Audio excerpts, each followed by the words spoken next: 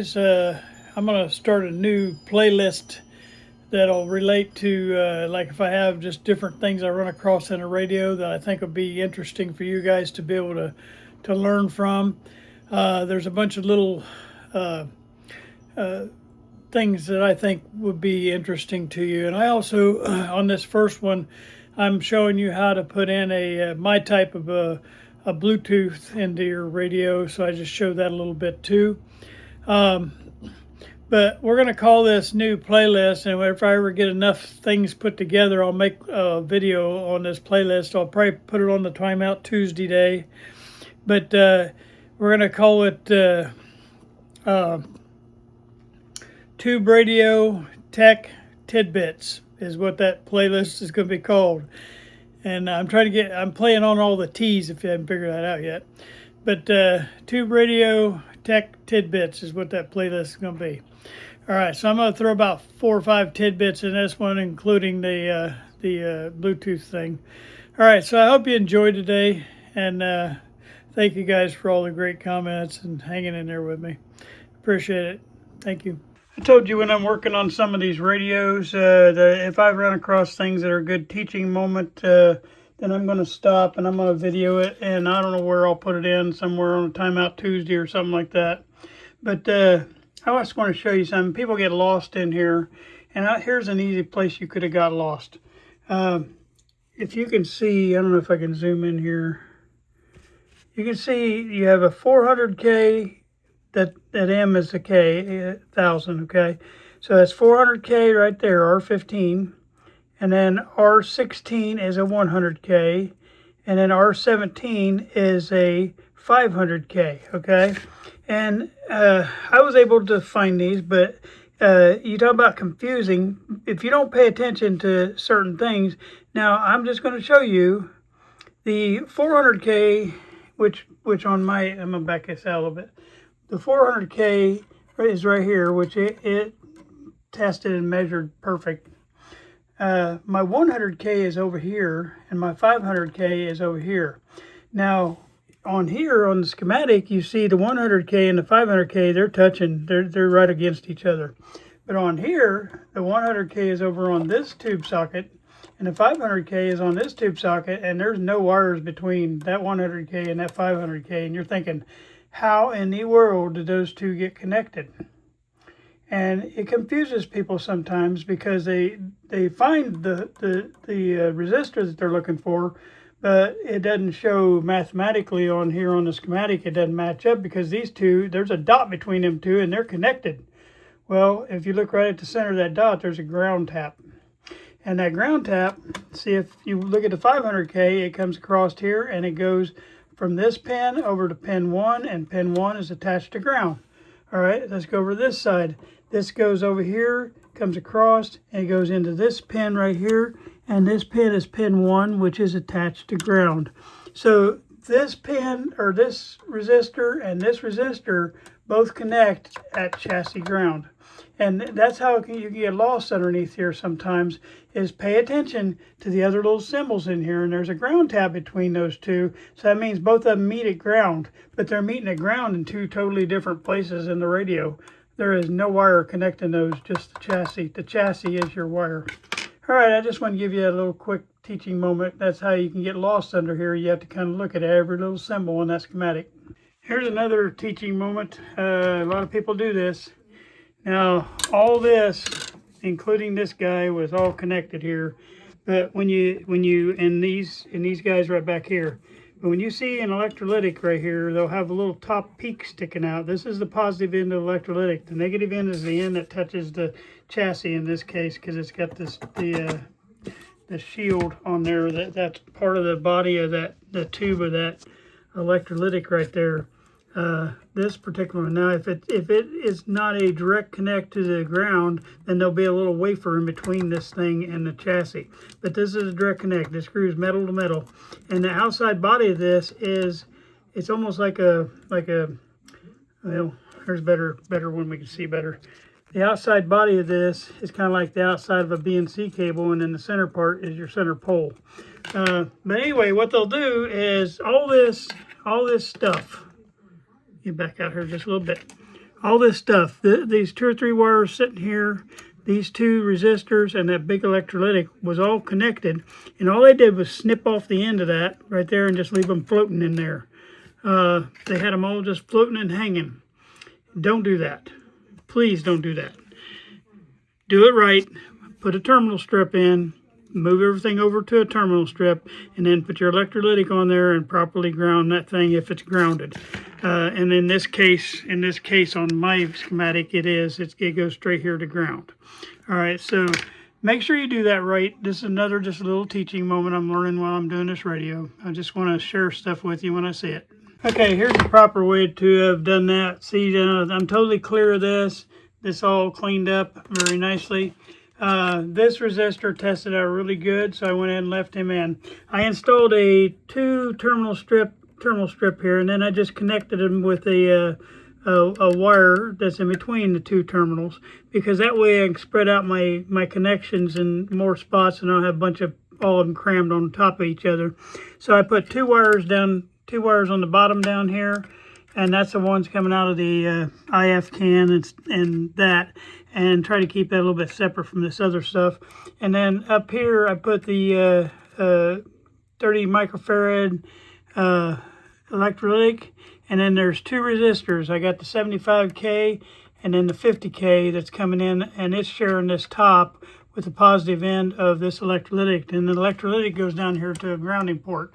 But see how much cleaner that looks? You don't have electrolytics hanging, you don't have stuff floating around. You could shake this whole chassis all you wanted, and you don't have to worry about something touching something and all one shorting out, because that was high voltage just floating right there. And all you had to do is, set something down hard or just anything, and you could have had a big short going on in there. This is the right way to do it. All right, here's another little short clip of just something to learn from this Silvertone 6136 I'm doing today. I've been trying to film little things that I run across that are important to you, and I'm probably gonna, now that I'm looking at this, I'm probably gonna add it to the schematic series, because these are things, just helping you read through a schematic. By the way, don't just start going in here and randomly changing out stuff. Just, okay, that says it's a point whatever, then that's a 0.1, and I'm going to change it out to a 0.1. Trace every line. That's what I do. I trace a line. I just start at this end and work my way back. I trace every line, everything that's in that line, and that way I can check things and replace things that need to be replaced. Like all these right here didn't need to be replaced, but there was a lot of them that did. And we do all that, but that ain't what I'm going to show you on here. On some of these schematics, if you see a little asterisk, like see it says 50K and it's going into that IF can. There's also another one down here, 250K, and it's going to ground. Both of these are involved in this can, and when you see that little asterisk, that means it's inside that can. So you have to make sure you check those, and if they're out of tolerance, mine just happened to be lucky, and they're within tolerance. But if they were out of tolerance, then you'd have to take that can off, pull the can apart, and replace those resistors, then put the can back on. But just a little FYI, that little thing right there means that those 2 are inside that can, the little asterisk. All right, another little tidbit. Well, it's me again. I was up here doing this part of the recap, and this little guy was sitting right in here. And if you notice, normally, on these waxes, you got 1 wire in and 1 wire out. On this particular one, you got 2 wires in, and then you got 1 wire out. So it kind of treats it almost like a multi-section electrolytic, like one of these electrolytics here. But you have 2 caps inside here, and if you scratch off one side of this, you'll see that it's an 006, and the other side is 0.02. You can't really see that good, but that's what it says, a 0.02. Sorry, I got it upside down. That's why you can't see it. So, all right. Anyway, it's a 0.02. Just take my word for it. I can't get it focused. And then the other one is a 0.006 right there. So there's two regular caps in here. These are non-polarized caps. And so my 006 is going to be on this back pin, and my 02 is here, and then they both go over here to this wire. And then that wire will head off, and it shows it right here on the, let me get, I can get this focused right. there's your 0.06 right here, and there's your 0.02, and it's just two different points on the tone control. And that's what this is your on and off switch and your tone control. And so that'll help you get the different tones in there. And so all you gotta do is cut that off and then replace the 006 from here to there and the 002 from here to there, and they both end up the same spot.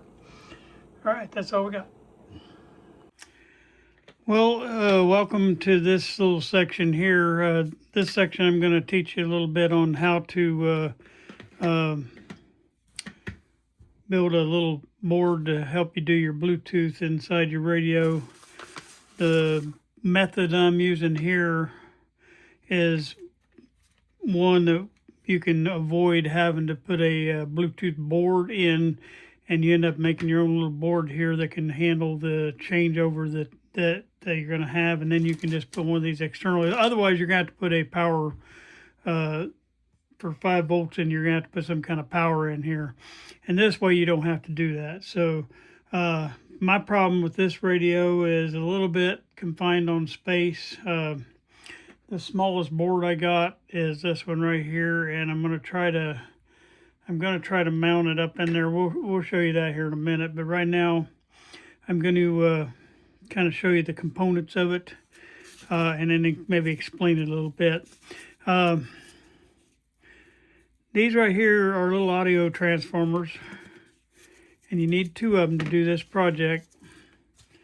And they're called, if you want the number on them, it's TY 141P. And they're probably, if you get them on DigiKey, I just bought 6 of these, and they were like just shy of $7 a piece. But you definitely need those 2 guys. And pretty much what you do, put your little dot off to the back here, but you leave yourself a little room because you got to work on both sides of this. But you can populate these kind of next to each other. Let me see if I can get these pushed through. You have to kind of get your pins wiggled around to will fit through the holes all at once. This reminds me of when you're trying to start the little railings for a rail that goes around your deck or something. You have to get all the little things lined up or they don't go. And it just seems like most of the time these stupid things aren't lined up right. Once you get them started, then they'll go.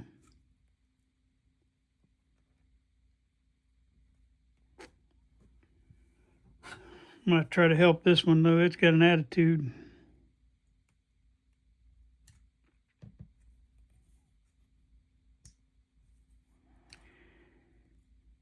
Yeah, I used to hang a lot of staircases and stuff where they had the railings and stuff, and you had to get all those to align with the top and the bottom of the stairway, and buddy, it made it fun. All right, as you can see now, I'm pushing that through. Try to push it down as tight as you can get it. All right, I'm gonna make sure the dot is facing the same way on the other one. Leave just a little gap between them. Okay. That gives you plenty of room to work. And what I'm doing is I'm just trying to align these other little pins so they'll go down through here on the other side.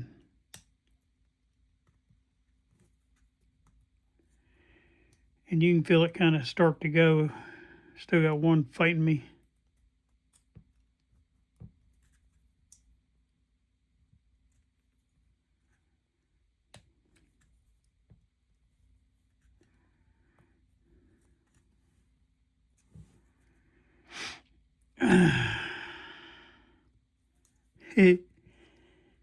Anytime you want to show somebody how to do something that fights you, usually they pop right in there. These 2 aren't.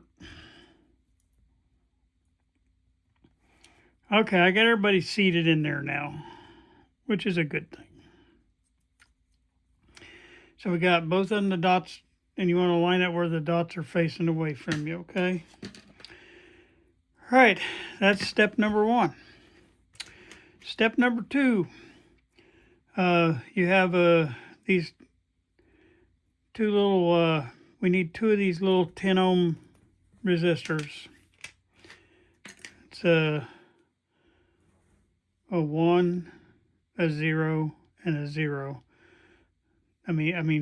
No zeros. The third number is your multiplier, so there's no zero. So it's just 1, 0, 10 ohms, okay? And what I usually do is try to put that out here on each side. What I want to do is run my wires off the bottom because these are going to be on standoffs. So you want to just, we'll do all our soldering from underneath there. What you want to do is leave yourself a little bit of a loop up in the air with this.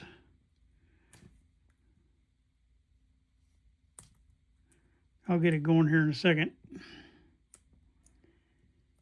All right, we got one in. There's a 10 ohm on this side.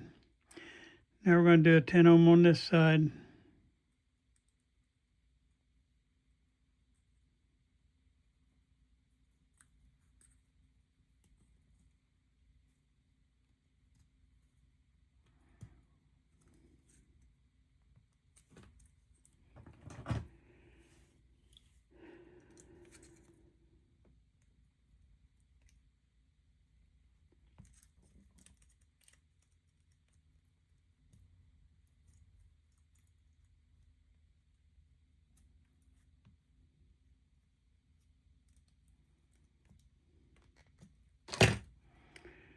All right, I got that one lined in there now.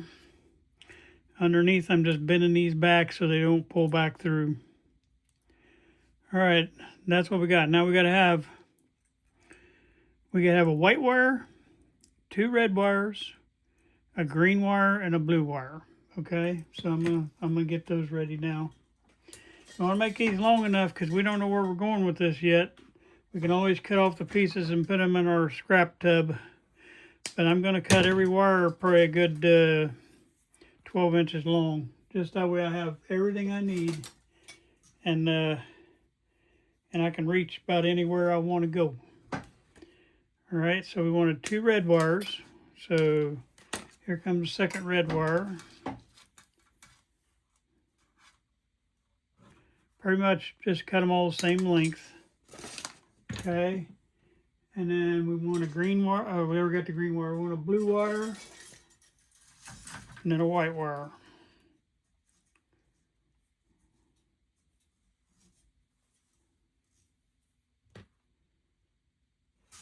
Okay, there's my blue wire.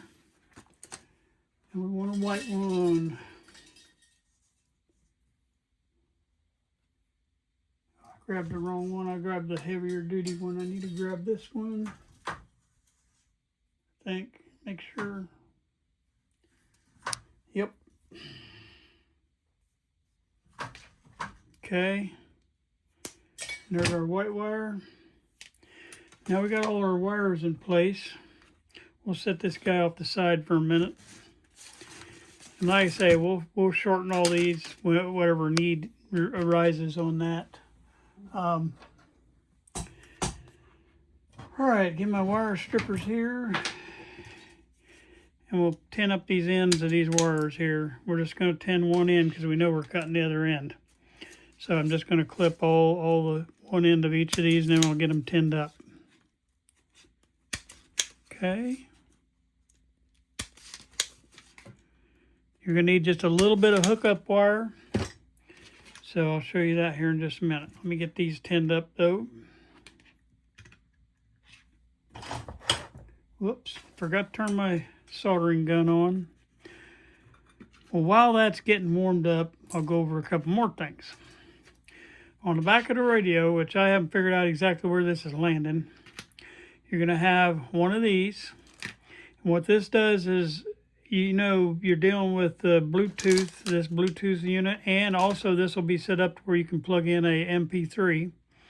But you have to go from stereo to mono because these old radios aren't stereo, they're mono. And that's what this board is all about right here. It converts stereo to mono.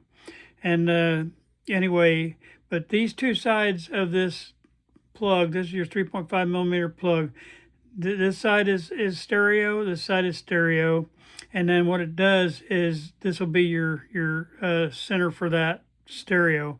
So basically we're going to put our white wire here and our 2 red wires on here once we get this installed in the back of the cabinet. This will be showing through.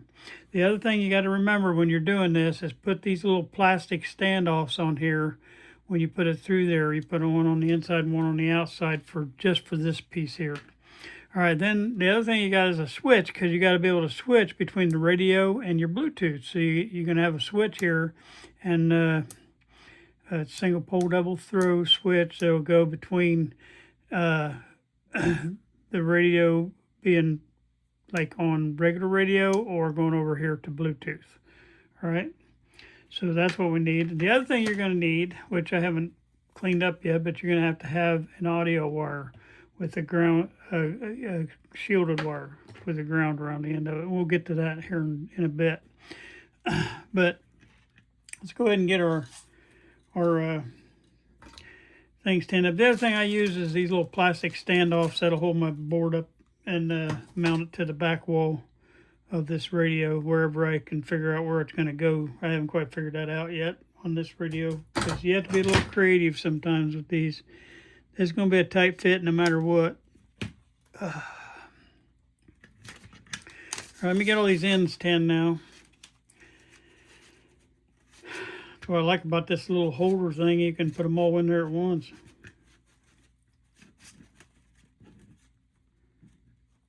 As long as you get them in there right.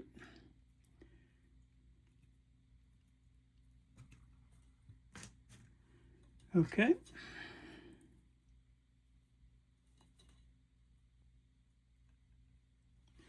Got to turn my fan on. I forgot to turn it on. As you can see, the smoke coming up in my face. Got the fan on now.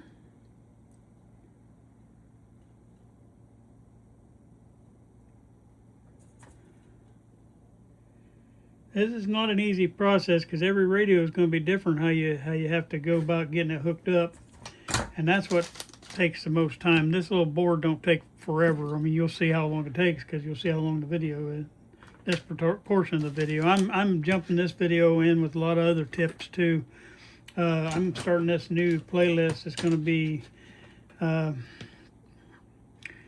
some little just things that you need to know, and I decided to make its own playlist for it. So as I get a few of them enough to make a video length, I am going to do that. And I'm just going to add a video every once in a while on the Timeout Tuesday video. 2, 4, 6, 7, 8. I think I need 8 of them. It's either 8 or 12. I can't remember the little standoffs. All right, so I got that part done. Now what I want to do is flip this board over. Okay, and I'll slide this stuff back a little bit for right now. All right, what you have to do is you have to connect underneath here your board. And you have to connect these 2 transformers together, okay? So this is where you're going to need a little bit of hookup wire. And all you got to get is, I got to roll this little hookup wire, which I'm just about out. I got to get me some more of this. Anyway, you got to go through I don't know if you can see it in this angle. You got to go between that pin and that pin. And then on the other side, I think you just do it on one side. I gotta verify that real quick, but I know you do it on this one side, because we have to hook these 2 together and put the white wire on it. So we're going to hook these pins that are opposite the little dot, and we're going to get them hooked up.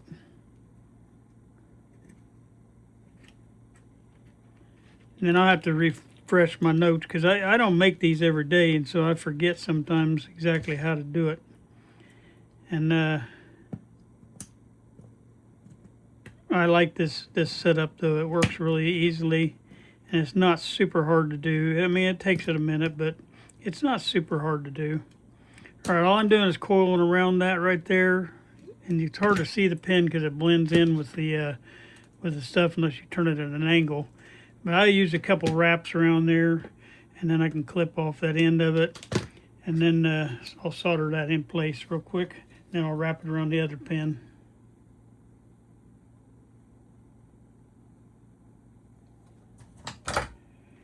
Okay, so there we are around that one.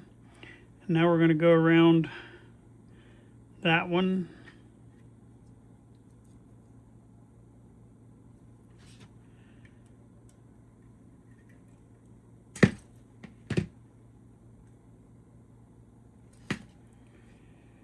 All right, we'll get that soldered on.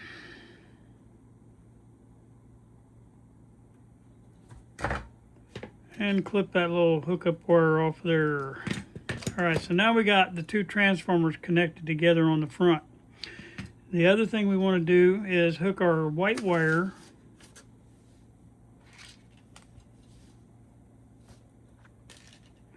we're going to hook our white wire onto this right here, and you can hook to either side since they're connected together now. And so I'm going to just lift that wire a little bit, that way I can incorporate that into this too. Slide underneath that, and then I'll just slide to one side. Okay.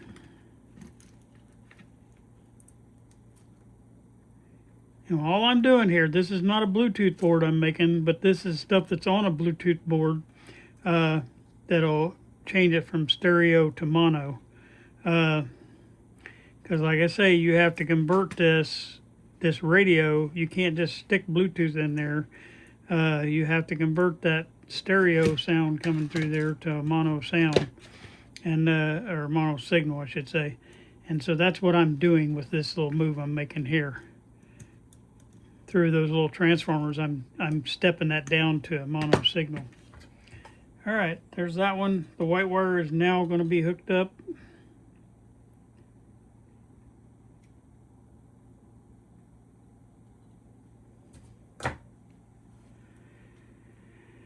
All right, my next step is we have to go through, it's going to be going through. So what I'm going to do is I'm just going to go back and refer to my notes, and maybe I'll try to find a picture there, and I'll add a picture in here so you can see this from the bottom side. I do have a picture from the top side. I got some pictures I can probably add in there, but let me go just get that set up, which I didn't do before I started this. All right, I'm back. The hookup wire does go on both sides. I just couldn't remember if it did or not. I'm going to go ahead and get this on the other half of that now.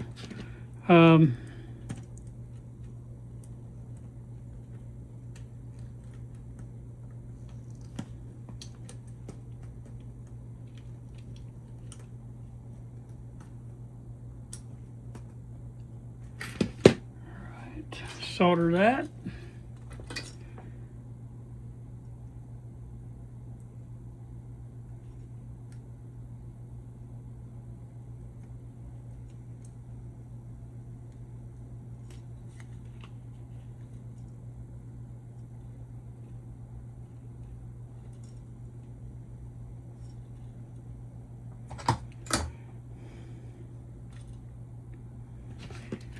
All right.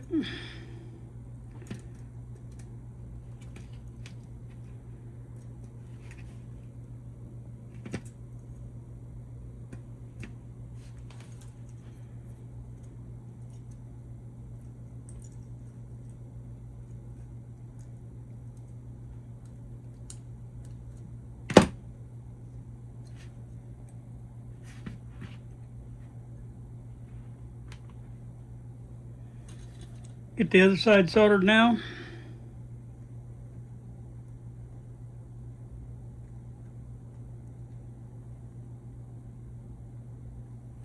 All right, we'll cut that off. All right. So we got all the two middle ones connected. Now we want to connect the resistors to the front portion, the opposite the dot. The front portion of here, we want to wire that around that. So we're going to take the end of that resistor and go around that the third pin, the most outside pin on the front side opposite the dot. I hope I'm saying that right so you can understand it. But right here is where we're going with that. Okay. and just squeeze that together. And the same way on this side now, I'll take that resistor up here and I'll connect the back end of that resistor to this pin, the final outside pin there. All right, let's get those two soldered.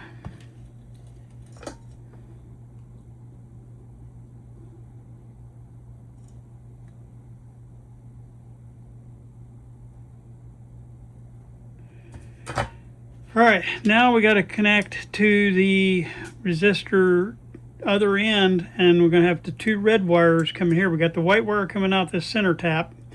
Now we're going to have the two red wires coming off of these right here. And you can do it several different ways, but I just connect onto that pin right there. It's fine. It's not going to hurt a thing. And so I just leave that wire hanging up in the air and then coil this around that. All you got to do is stay underneath the height of that standoff and you'll be fine. That's why I'm pushing everything kind of down tight. All right, so turn that just a little bit more and then I'll solder that down flat.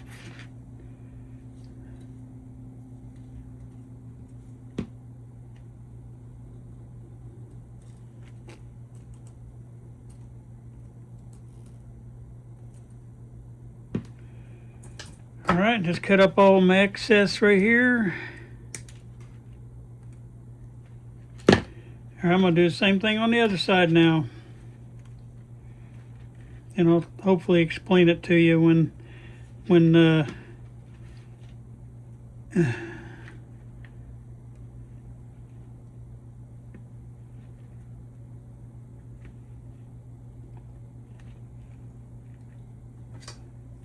get it all put together. Sorry, didn't finish my sentence. I got distracted by something going on outside there. I live on a street that's only 3 blocks long, and that's the busiest little street ever. All right, one more thing I want to do now is I soldered that to the resistor, but I'm also going to solder the resistor to the actual circuit board, and that way it's not moving around on me. I think I got that one already.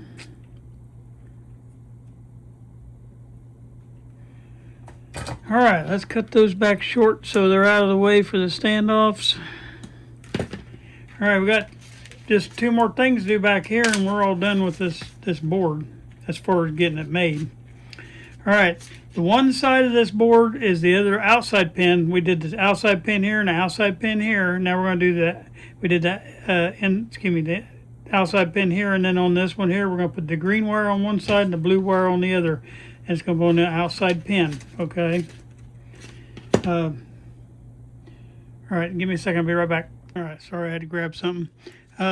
Anyway, we're going to the outside pin on this transformer side with the dot, okay? And I'm going to try to wrap around this pin with this green wire.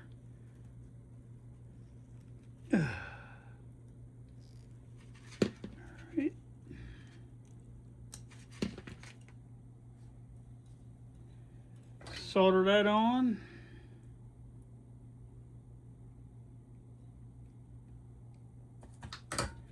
Clip the excess. Now I'm going to do the same thing on the other side on the outside pin with the blue wire.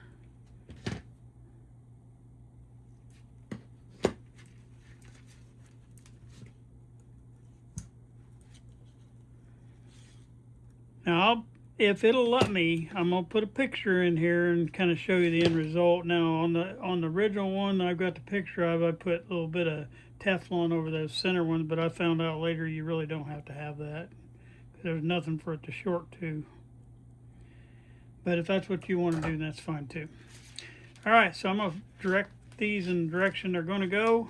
All right, so what's gonna happen is you're gonna come in from this connector outside where you plug in your Bluetooth, and the 2 red ones are going to connect to the 2 little pins on the sides here, and your white one's going to go in the center right here, okay? and that's going to handle all the three things you needed for stereo coming into this contraption. And then when we're coming out of the contraption, we're coming in on this side, we're going out on this side. We went from stereo down to mono because this right here is just going to go to ground, and this is actually going to be your one going into the switch. That's going to be coming into one side of this switch right here. That's coming in from this whole unit right here. I will show you a schematic now. It'll kind of lay this out for you a little bit. These are your two 1Ks coming in from your stereo jack. This is the two sides you got coming in here. And then you're tapping in the center of these and bringing the white wire over here to the, this is what's coming out of that center tap over to that. All right, that's going to go into that side of the switch, or not your white wire, I'm sorry, your blue wire. And your blue wires come out here. It does not show on here the change that I went, because I put the transformers in here in between here, because you have to help it to make that combination in there, and that's what those audio transformers do. The other thing you can do is you can put at the same spot where this blue wire comes out, you can put a 10K to ground, and that's a lot of people, that's what they'll use this green wire for. They'll take a 10K resistor and put it to ground. I found that it works just fine without that 10K resistor in there, and just put this green wire straight to ground. But that's probably not drawing the best as far as what's happening here, because I added in these audio transformers. But it's just helping it to make that conversion in there inside those transformers.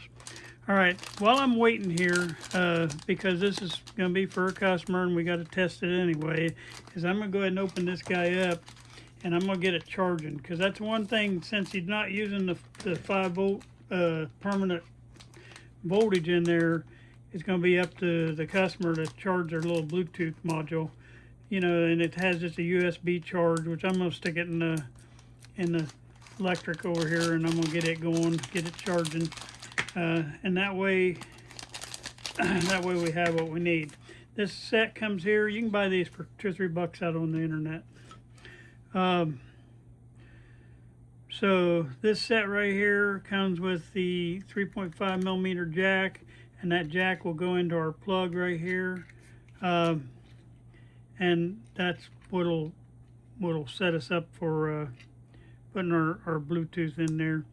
I think I got that in there wrong.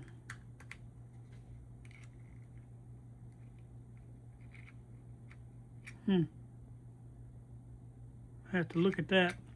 All right, so anyway, but I'm gonna go ahead and get this Bluetooth charging with this USB. I'm gonna go hook it up, so I'll be right back. I'm back. I had a bad one of these. I don't know why it was bad, but this one pops in there really good. It just snaps right on. That's what you want, is that good connection. For some reason I wasn't getting it with that other one, so I threw it away. All right, so that problem's being fixed. It has your information on here, which I'll leave that for the customer so they know what they're doing. All right, the next thing you want to do, we got all that part wired up here, but now we got to get this thing physically ready to go inside this chassis. And to do that, I've learned this the hard way. Get all this work done, and then and I still might be able to learn the hard way. I don't know, because I don't want to go crazy with this, but I learned I have to make these holes a little bit bigger on the sides. But you see how close those holes are to the edge. So I do this manually. You can just take a little drill bit, and you can go in here, and that way you're not popping through the side of that, and it's still easy to do. But I take a drill bit, that way my little screws will fit through there. These little things right here, little standoffs, and it's just the hole's just a tad small for that. All right, so then what I want to be able to do is poke this through the wall. So this is going to sit down like that. So I got to get one of these through here first, and then I'll put another one on the bottom of it, and then I'll put another one on the outside. It does take 12 of these things too for this, I forgot. So you have to kind of just angle this drill bit just a little bit, but just try to angle it toward the inside, and that way you can get it just big enough to get these guys through. But do it by hand, because if you try with that electric drill, it's going to come right through there. I promise you, I'm not leaning toward the outside edge though. I'm leaning in. Let's see if I got it big enough to get that through there now. It is so close. That's one of my frustrations with this, is they either make the standoffs a little smaller. I've tried to find these little plastic standoffs smaller and I just can't. Or make the holes a little bit bigger on the circuit boards for me so we don't have to fight this little battle. It should be just be able to pop right through there and have that part done, but nope. All right, let's see if I... And the bad part about it is you got to do this 4 times. So I'm going to go off camera and do the rest. I just wanted you to see one. Kind of see how I'm doing it. All right, so, and if you're lucky to find one of these that has the bigger holes, or the standoffs that has a smaller screw threads on it, let me know, because that's been a frustration of mine since I started doing these. This is the part I hate the most about this whole project, because it's really not that physically hard to do. Oh, see, it just snapped on me, so I just got to get this through here now. And if it breaks out, it'll still fit on there, because you're going to be putting the other thing up against it. It's just so easy to do. Once you get the thread started, it'll go.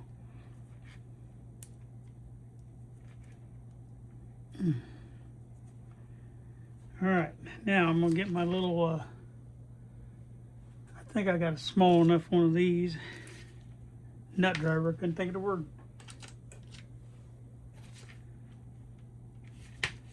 Well, maybe. Yep, there we go. Gives me a little bit of a bite that way. We just want to stick that through there. You got to get enough through there to put a piece on the other side. That's what you got to do. And I think I'm just now starting to go.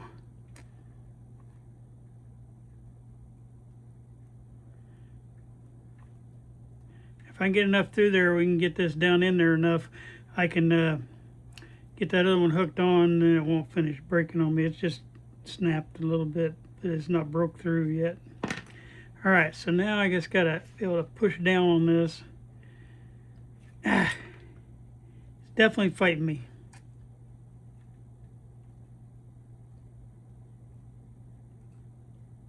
And like I said, I won't do the rest of these on camera, that way I won't waste film time, but it does take, this probably, I spend more time doing this than I do any of it. Just trying to get my standoffs in there. And I use the plastic ones because that way you don't accidentally electrically charge something with these things here. This plastic works so much better. You don't ever have to worry about losing any signal through that kind of stupid stuff. Yeah, this one might be a problem.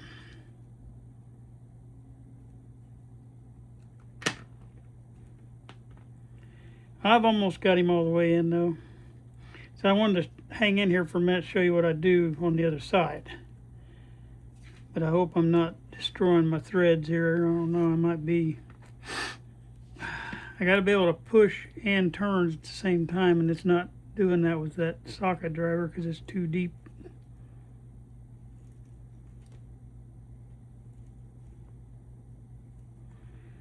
Once you get this started and in there,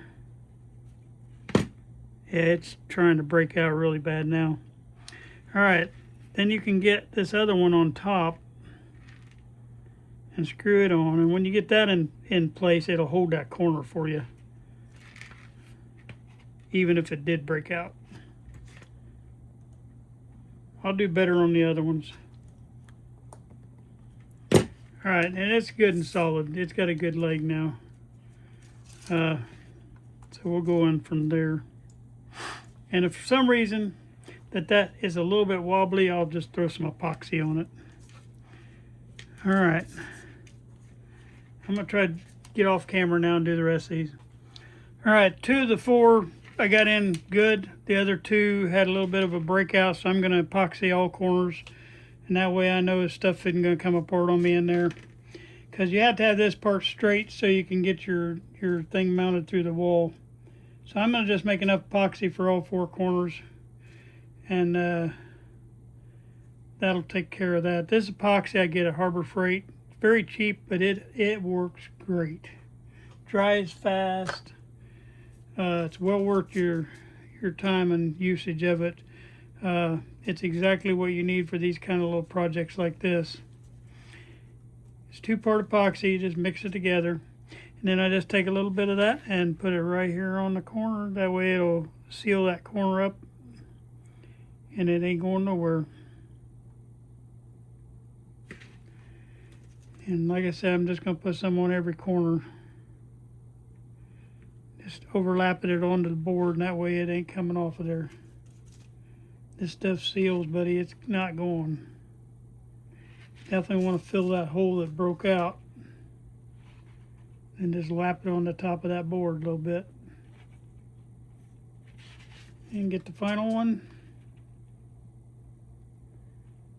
That way if there's any cracks in them ones that didn't break, that way it'll all be sealed. All right, we'll let that dry for a minute while I'm getting the rest of this ready. All right, the next thing you got to figure out is where are you going to put your switch and your plug. Okay, so that's what we're going to do next. And I think what I'm going to do on this is right here on this section right here is where I'm going to have to put that board, because I want it away from down here. I want it up there by the audio. So I'm definitely got to squeeze that little board, and it just barely fits in there, so it's going to be fun.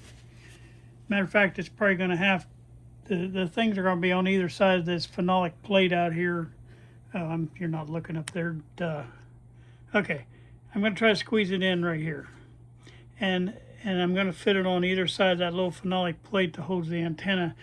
You'll see the connectors for that, but on the inside, again, it'll just barely fit between there and the speaker plug. I think I'm going to do that there. And then the switch and the plug-in is going to probably have to be down here. And so that's kind of my plan right now. So we're just going to keep on working here. I'm going to just leave it up there and turn this around now. Okay. What I have to do,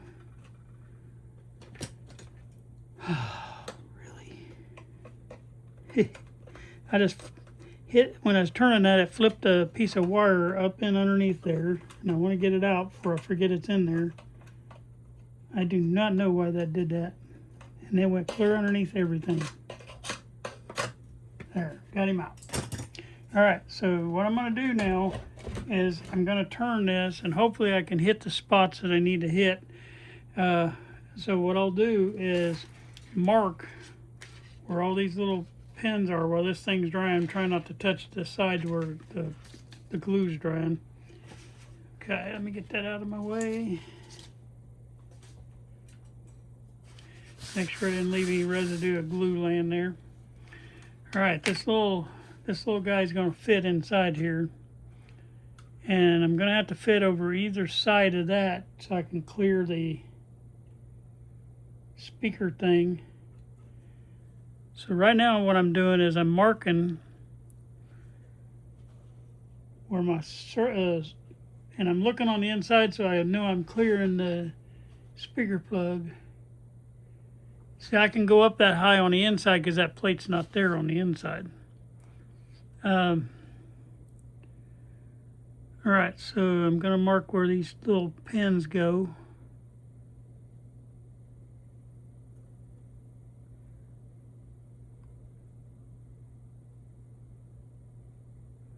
I got to save myself enough room to put those nuts on the outside, though. Let's do it that way. Okay, I got those two marked. Make sure I'm kind of square. Trying to keep that on those pins. Making sure everybody's hitting. It's got to be a little close because I can turn them a little bit to get what I need.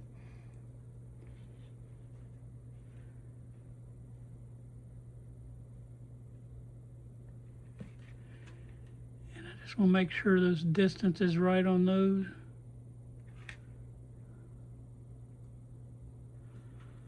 Okay, I think I got it. Let me make sure I'm landing on all the dots. Just having trouble seeing that back one. Yeah, I'm good. All right, we'll let that finish drying now. Now we got our little holes. I'm going to use this bit on there. That way I can get through a little bit bigger, so I don't have to fight that on the rest of this. All right, so that bit's going to go in the drill.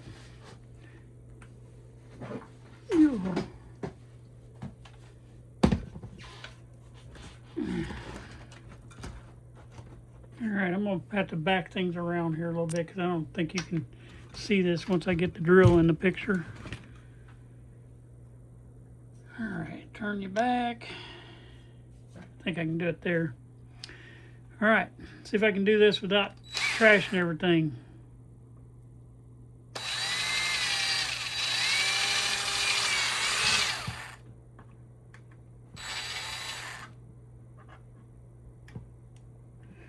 It's at a wrong angle. This chassis has, I'll show you.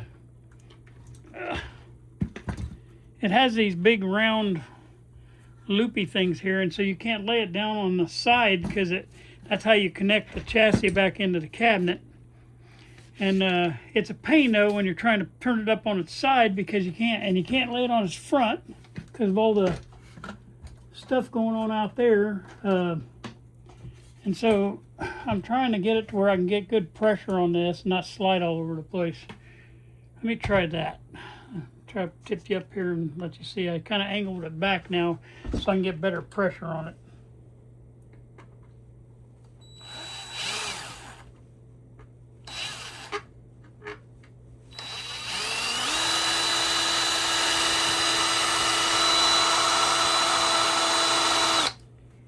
Part of the problem is I got a bad bit, so I'm going to get a better bit, and that'll solve that problem.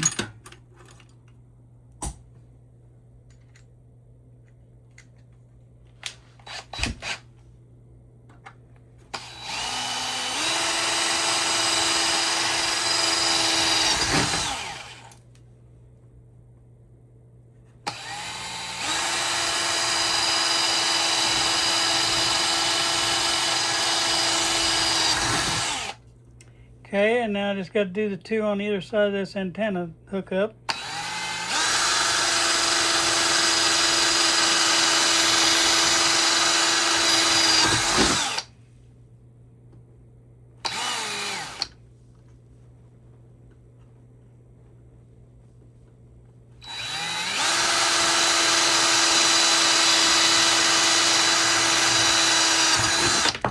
And some places you can, I don't know what just fell, but oh, my knob. Some places you can do, see if you're still looking. Yeah, some places you can mount these inside on the chassis part here on the top, and they don't show out the back. But on this particular one, we don't have that kind of room. Okay, let's try to get this thing flipped back around now. Well, before we do that, let's go ahead and decide where we're going to put these guys, because I know they're going to be in here. What I use for that is my stepper bit. That way, I use one of these. They're pretty good. And basically, I'm just going to run these side by side. All right, we're going to put the plug on this side, and then we're going to put the other thing on this side, the switch on this side, because the plug is going to go into the switch on this side, and then our board's going to go in the switch on this side. So that way we'll have our switch in the middle between the two. Okay, so I'm going to do the outside one here first. And yeah, you probably could measure. Why? Just kidding.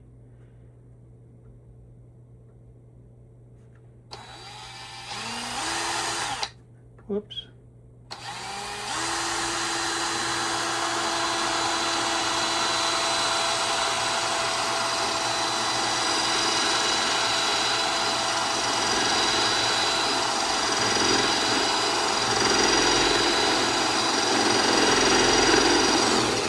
Am I blocking the shot, maybe?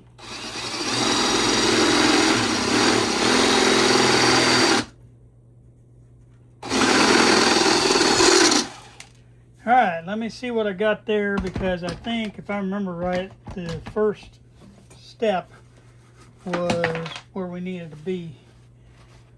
It's either the first or second one, I can't remember. I gotta get this piece of metal off the back here. I left a little chunk on there.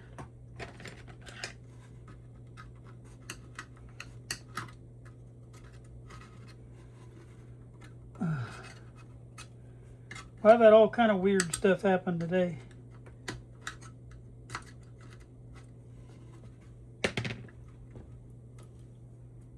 All right, there. Let's see if that's the right size. I know it's close.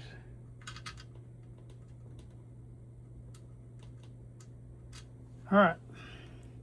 Yeah, it was the first one. I just hope I can get these plastic things on either side there, because that's definitely a need. Sometimes it's real tight, depending on how thick the thing is.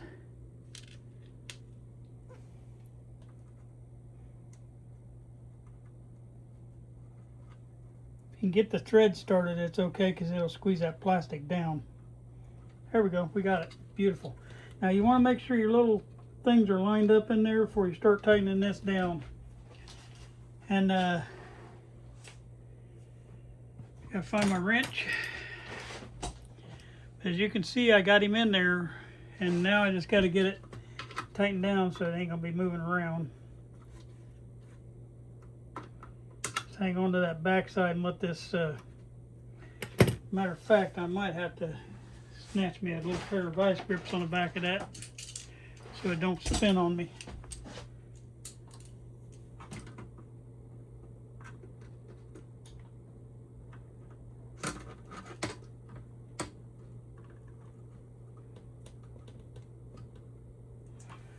I think I'm going to spin that the other way around though. Put my big one at the bottom, that way I can reach them little ones easier. Alright, let's get this connected on here.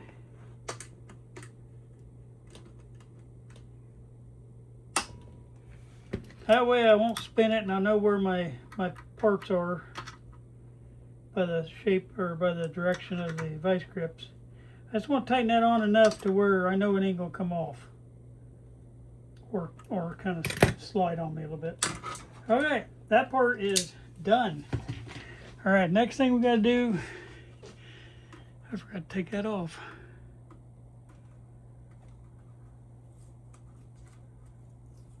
This right here, this thing was so bad, but I wanted to protect it. Just however bad it was, it's still worth protecting because it has a serial number and stuff on it. And I thought that was worth protecting. Okay, we got that part done. Now we got to get our switch in, and our switch is probably going to be pretty much the same size hole. So we're just going to put it in right next to that. Okay.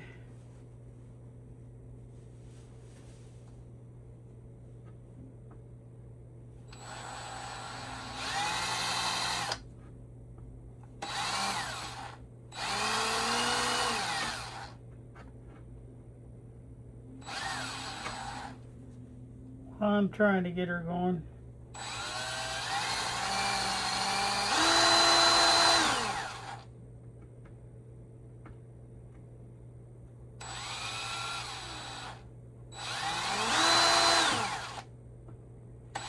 Well, I'm going to have to do me a starter hole here, or a starter spot. I just want to slide on there.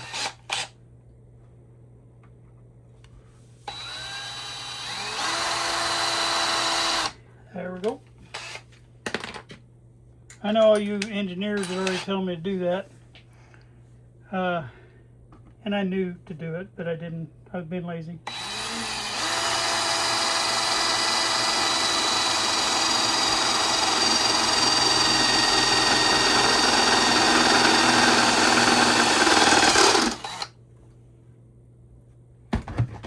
Okay, I gotta get the back of this one too. It needs sanded a little bit. I don't know, that might be an old bit or something. It's just, normally those things cut right through there.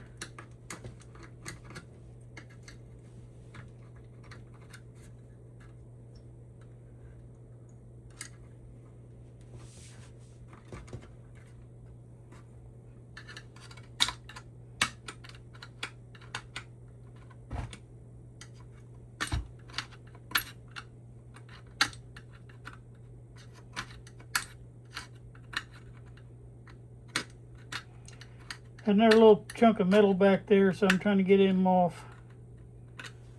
Cutters, and I'll cut him out.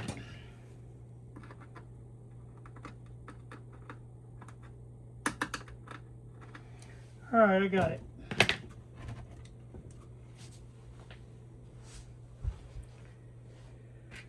All right, now we're going to put the switch through.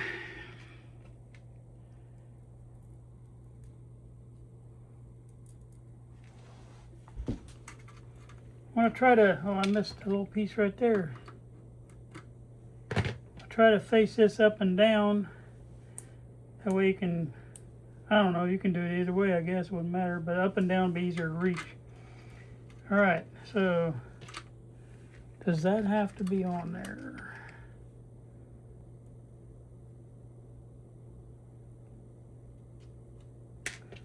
All right.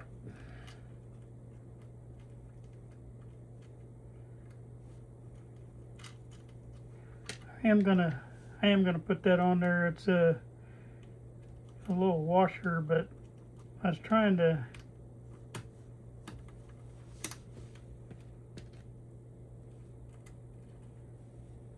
get this nut on started on here.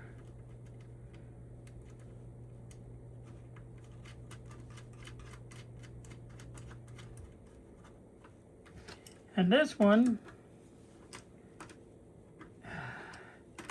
I can just hang on to it because there's a big enough piece I can hold it from turning on me. We'll see it from the inside here in a minute. It was just easier to drill from that direction.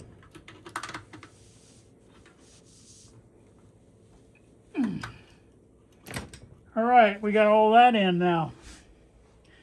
Now we are going to have to deal with this, but I think I made up my mind. I'm not going to take this part off. I'm just going to cut that right there, and then I'll deal with that. I got to get it ground in there. And I'm still a little confused on the electrics. I was looking at a schematic, and I'm a little confused on this wire that was floating in there. It was floating from day one.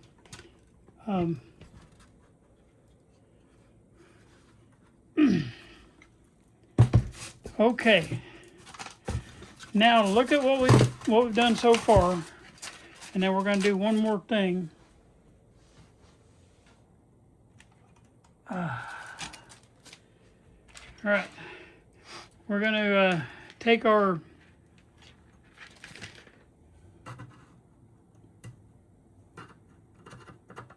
we're going to get our little thing mounted on here. I'm cutting off, I don't know why, but everything burred up real bad on me today. We're going to put our board in here, and we're going to try to wind our stuff through here. That's why I made these wires plenty long to get down to this switch. But I'm going to try to see if I can slide this board, and I hope I didn't put it too far back. That could be a problem. We might have to run everybody out this way. Yeah, that's how I'm going to have to do that. And there's some resistors in my way. I'll get everybody moved. It's not anything electrically other than just wires sticking in the way, and I can get them moved. Okay, I got that done. Going through the hole with that. If I can just get this top in, we're good. Now, am I touching with that terminal strip? That could be a problem.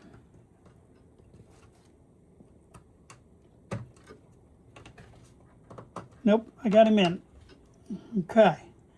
Now just get this resistor pushed out of the way. And I don't think anybody's touching anywhere. I just drilled these top two holes a little too far apart, but then I may be able to angle it out here and get it. All right, so now I've got, get you over here a little bit more. I've got all my wires coming out the backside this time. I was going to try to do it differently, but I'm going to have to do it that way. Now you come back around here and you start these third set of screws on the outside wall here and tighten them things down. Okay.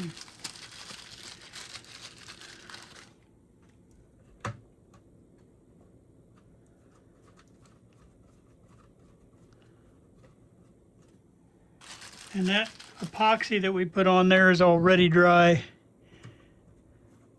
That's what I like about it. You can go to work right away after it's done.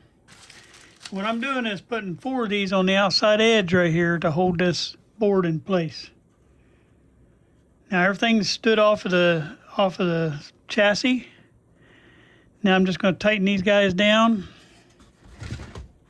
Take my little wrench. And I got a little bit of an angle on that one, but it's not going to hurt anything at all. It's good and solid. Just want to tighten. You don't want to over tighten these, but you want to tighten them enough where it ain't going to move around on you. And because you know that plastic, it's plastic, it'll strip. So you just want to tighten it a little bit past finger tight. That one I didn't have down all the way. When you feel it get kind of finger tight, then you just maybe a quarter turn past that. It's not going nowhere, trust me. And what I do next is I'll take these little nubs that are sticking out and I'll cut them off. Oh, you're not in the picture again.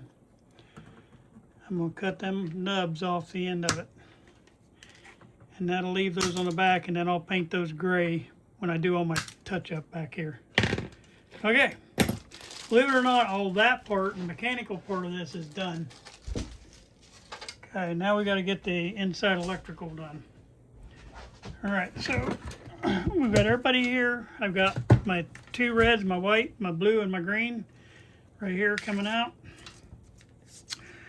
1 blue, we're going to go to the back side of this switch right here, okay?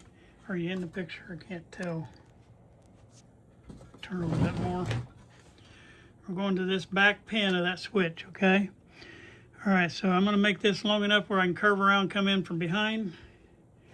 So we're going to cut that right there, trim it out, and get my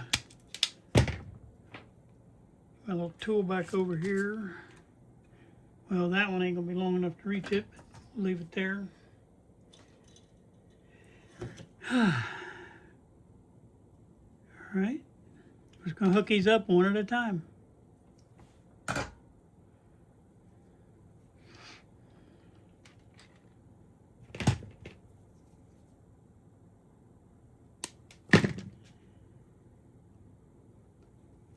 Okay, this will be the back pin on this switch. Okay, and then we'll just curve that around there and get it soldered on. That's the only thing coming in from that side.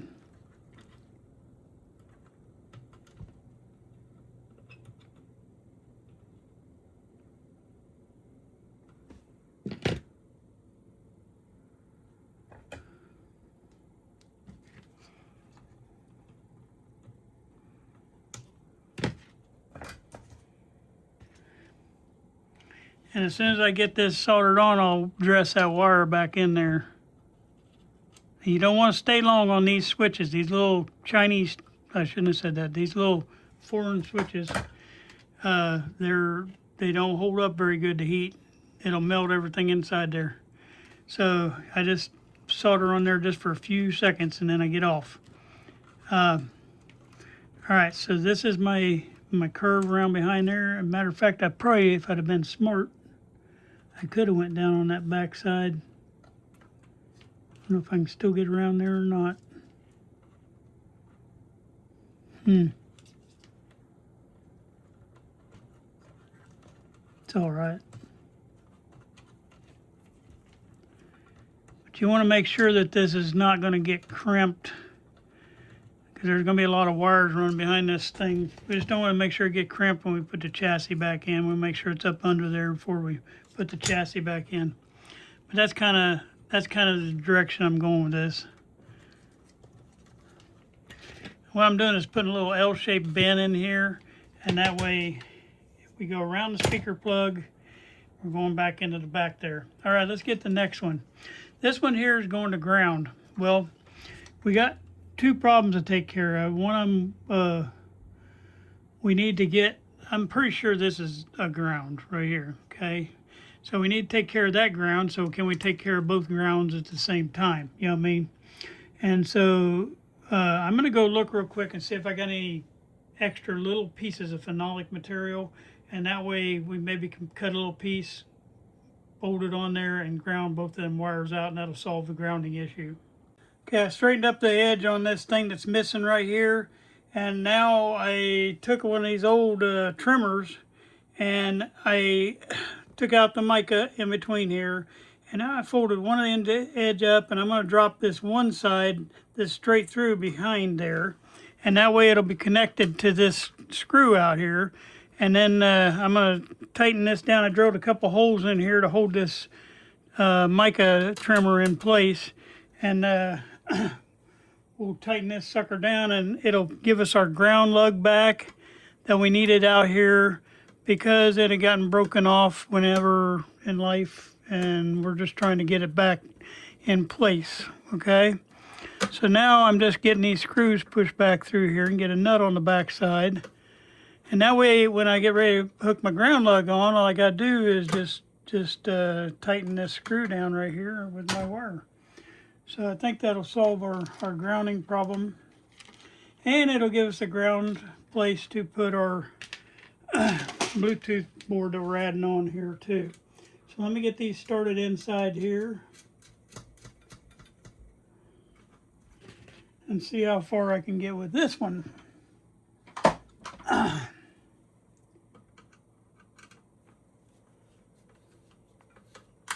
I think this will hold pretty good in place here.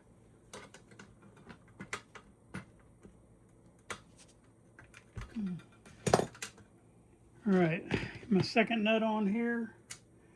And that'll also keep this thing from rotating, and it'll not have a big gaping hole back here anymore. So it solved a lot of problems just putting that little trimmer in there.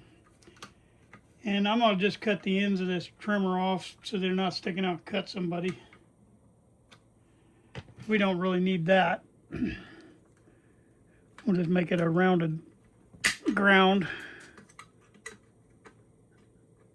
And that's why I save all these parts, because you never know when you're going to need them. All right, so now I got me a nice little ground lug back on here. Now let's get that hooked up inside now. Okay. First, we're going to hook this wire that was floating up onto that. There's an eyelet now right there that we can hook onto for ground.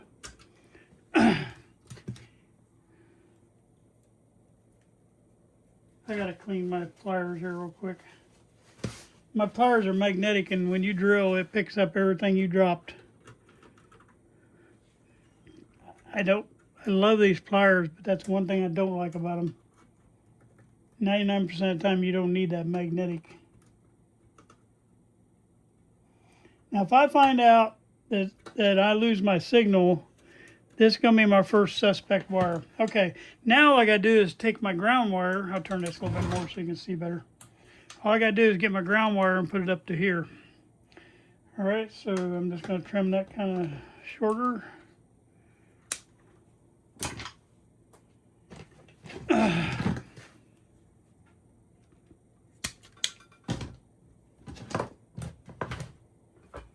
Got every tool on the planet over here on the side of me. I was trying to think of everything I could think of to try to figure out a way to do that.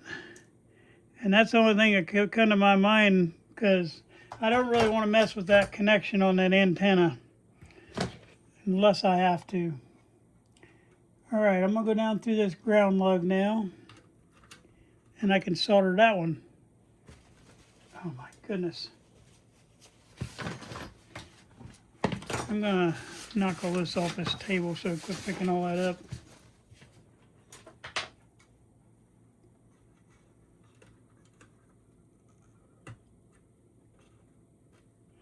I can't tell if I'm in your way or not here. Just give me a minute.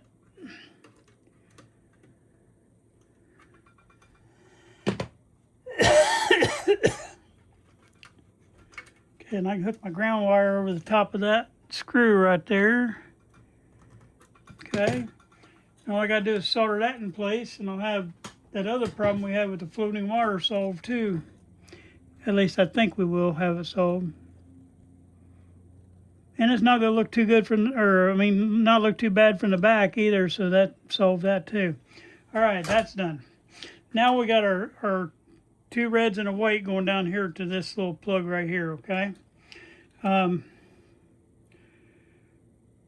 We want to make sure we got plenty to get to it, so I'm going to do about right there.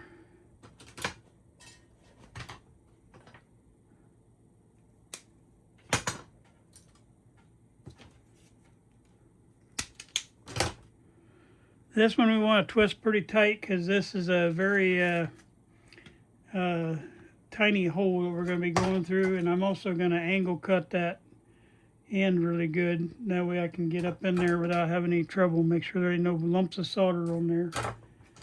And we'll just do a nice sharp angle on here. Hopefully that'll go up in that little switch. Or not switch, that plug, I mean. I'm going to take this one to the bottom. I'm going to put a nice bend right up here so it'll turn that corner before it hits the bottom of the chassis. Okay, and we're going to the bottom of this plug. Boy, I put way too much on there. I'm going to have to redo this bottom part though. Way too much wire.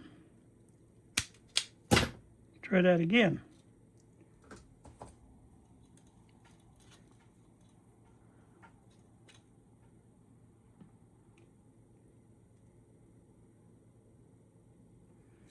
This is real time, pretty much how long it's going to take you to put this in. I tried to do as much as I could. I mean, I know I went off camera for a few things, but for the most part, it's a few minutes away from real time.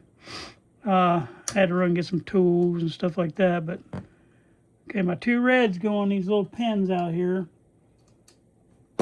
You don't want to bend around on these pins too much either because they're real flimsy. So I'm going to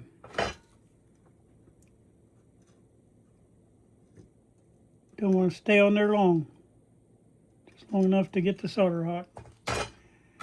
Okay, and then as I'm doing this, now see, I'm going to be dressing these wires to be able to handle all these directions so we get it out from hanging off the chassis. We want to be able to set that chassis in there and not have to worry about that catching something. Okay. Okay, there that wire got dressed. All right. Now we're going to go to the other side.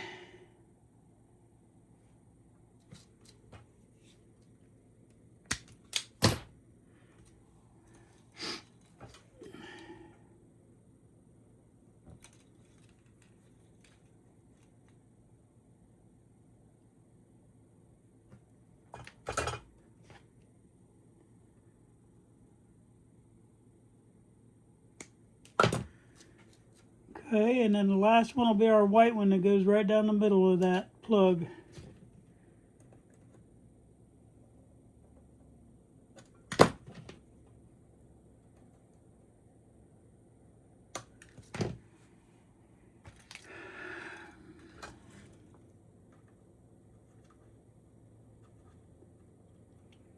And the last part is going to be the hardest part, is hooking up the switch.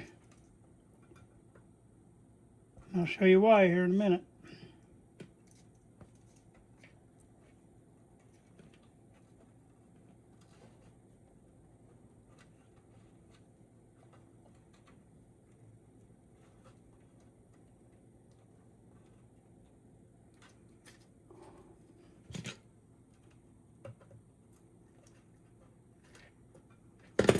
All right, I dressed my white wire at an angle up there. And my white wire's got to go to that center post in there.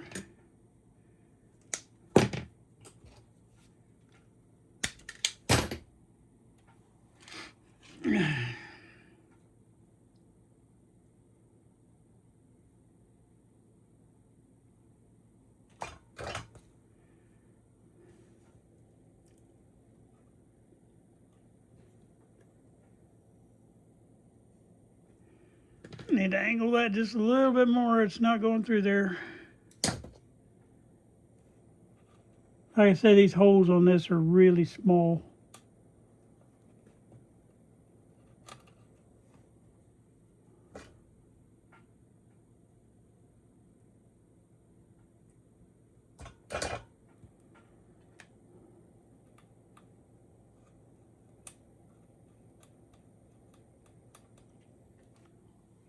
I'm going to just put a little heat to that and maybe it'll let that go on through there. I think it was just catching on a little glob of solder there.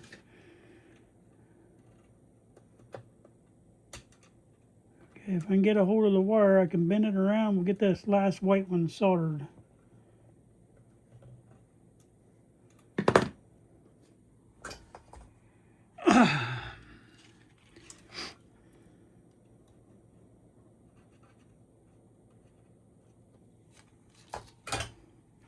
And I'll talk you through this piece of it, and then we'll go get the final piece of the puzzle.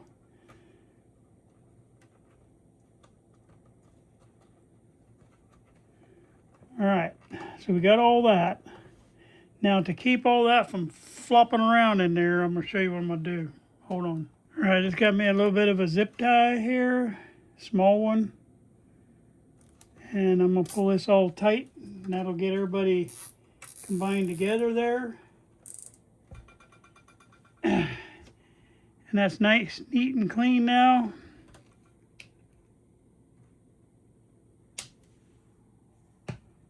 I did get another zip tie just in case I need it, and I think I do. I'm gonna put one on this corner too.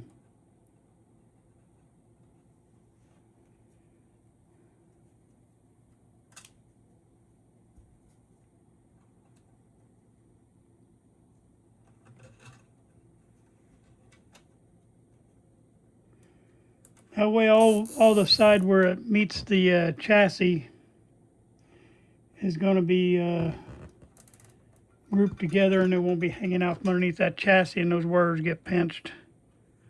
See how tight it is sometimes in these chassis, and that's what I mean. You don't know how long it's going to take, and I'll show you this next phase is why I'm saying it's going to even take longer, because this particular radio has a whole different setup than most. And I'll show you that. I may end up having to put a terminal strip or two in. We're going to have to look at that. All right, on the schematic. Find my pointer. Your volume control sets right here. And we got to go in on the high end of the volume control. This is the low end. Get up closer here.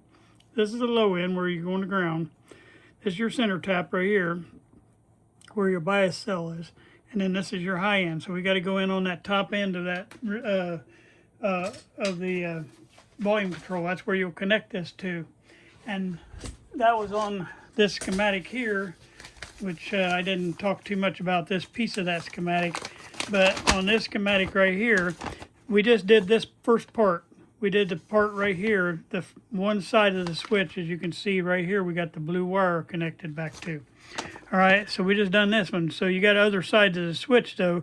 You got this side of the switch and that side of the switch. You got a center tap on the switch, and you got the radio signal coming in on the switch. So we got to figure out where our radio signal is going into that that volume control, and that's what we got to disconnect, and we got to get it worked down. We got to move it down to that side of the switch right there, the back side of the switch. But the problem with this radio is the volume control is not on the front. Well, it is kind of, but it's on. I'll see if I can show it to you. It's on the top right here, right in front of this tuning cap, which just makes life a whole lot of fun.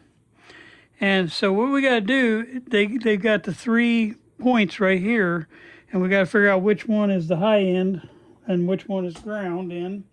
And it's really going to be really fun to get in there and try to figure that out. All right, so we got to figure out where that wire is. It's going to, and it's hard to see up in there, but I think, and the other thing that jumped out at me on this particular thing is I was looking at it really close a while ago, and I do believe, and I'm almost positive, that the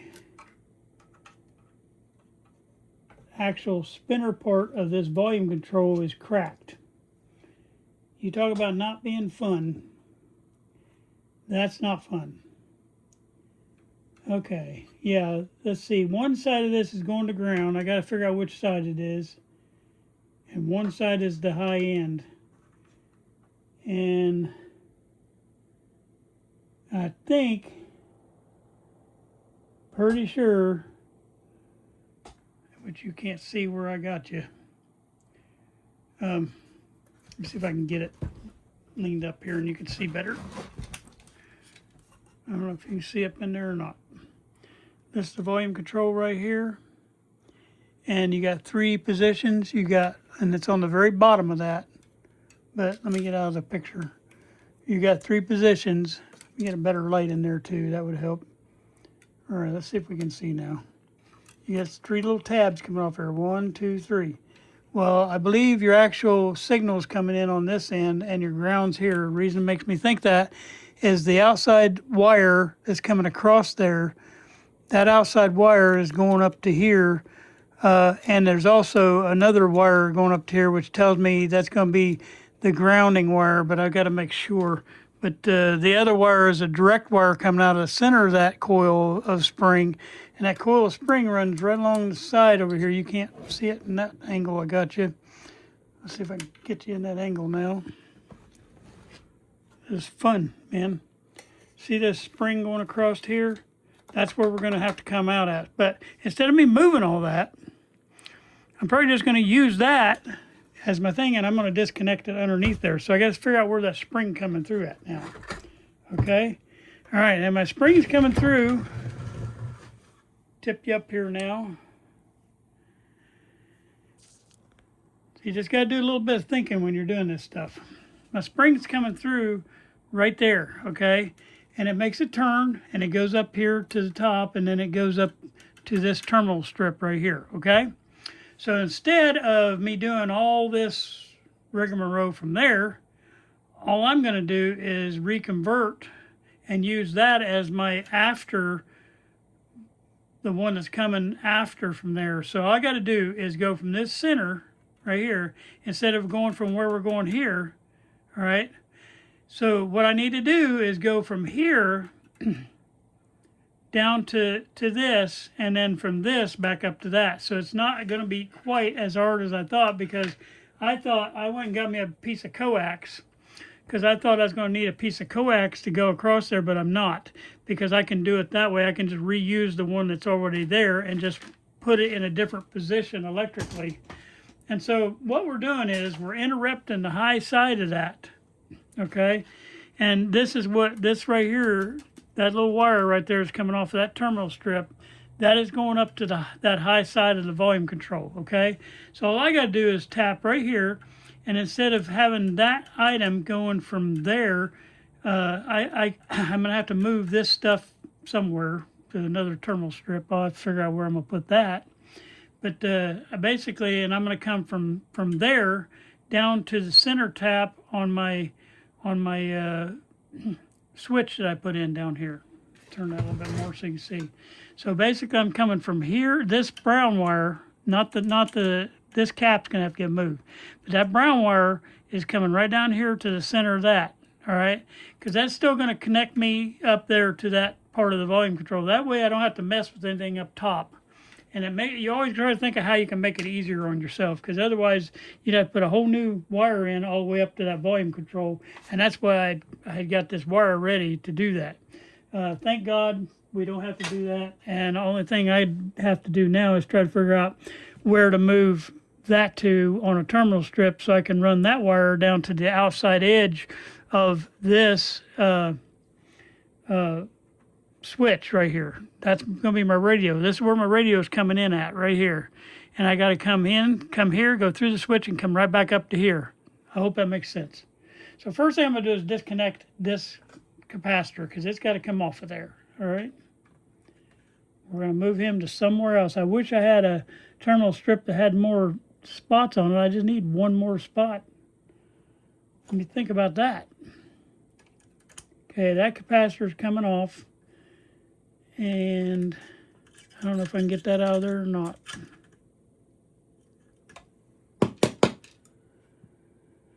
Okay. And I'll have to uncoil that end right there to get it taken care of, but I will. Let me think about that, because if I had a terminal strip that has 4 on it, I would have to rewire all this, like re-put it back on there, but it would give me my extra one to hold that. I think that's what I'm going to do. And I also found, while I was doing that, a loose solder joint. And sometimes you'll find that. So yeah, I'm going to take this off. It's going to require just a little bit of work, but it's well worth it. Now here I'm going to explain what I'm doing. I need one more terminal strip to hold this guy so I can loop around and come right back to it. But to do that, I'm going to have to take this terminal strip off. It has 1, 2, 3 on it, and I need to put one back on there that has 4. And that way I don't have to try to make a new spot for terminal strips, and I can figure this out and make it work for me. It's going to be, like I say, I have to undo all these wires. So we're going to do that right now. Just trying to remember where all the wires go, and that way I can just put a whole new cap in there too, and I won't have to worry about that coil method on that one. Okay, that wire just snapped. Thank God. Now I got to fix that. Okay. Come on out of there, little feller. I hope I didn't. I'm right in your way. Dang it.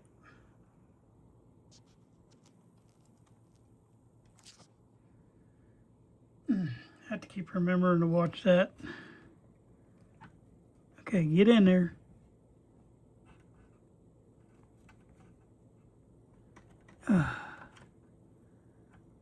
This solder don't want to wake up.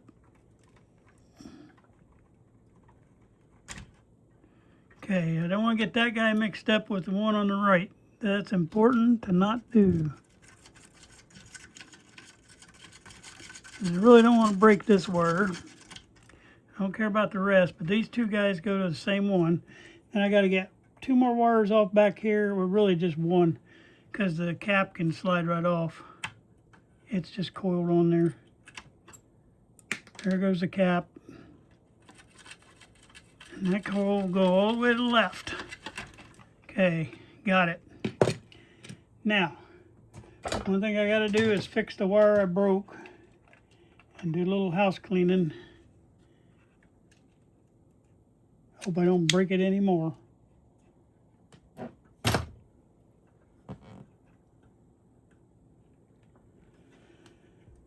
All right, I got this figured out now. Now we're just going to take this off and then repopulate that that resistor that's on there. I'm just going to put a new one of them on too. Then we'll get us a 4-holer.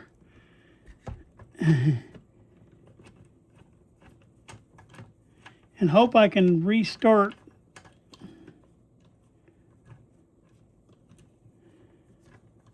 this nut back on here when I get this off, because that's right behind where we put our new board, and I'm not taking that off. Okay, maybe I can lift that up and get underneath it.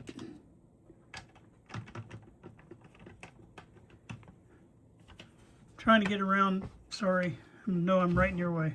Trying to get around these guys right here and get that nut off of that terminal strip.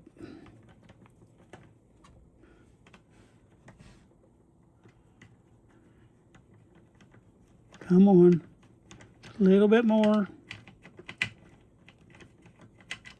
I know this requires a little extra work, but I think it's going to be worth it. I just knocked my washer off somewhere. Oh boy. Okay, so I can blow it out of there.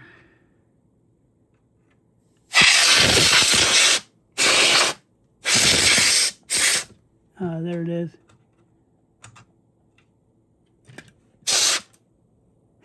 It's fighting me every step of the way getting out of there. Okay. Went back in that corner. There's my washer. Okay, so I got that all loose. The problem I didn't see is underneath here is there's another wire hooked on the bottom side of this too. So there's going to be 3 wires hooked onto that one. And I'll just have to remember that when I repopulate here. So I'm going to build my new thing off of that before I take all that off. All right, let's find us a 4-holer. I hope I got one. And I do. All right, this is my little 4-holer. And this one's built to where it angles out toward the front, which gives me a little more room to try to get my stuff in there. I'm not going to put that washer back on because it's not needed. I'm going to push that up, and we can go right over top of that wire. If I can get this nut started, we're in business.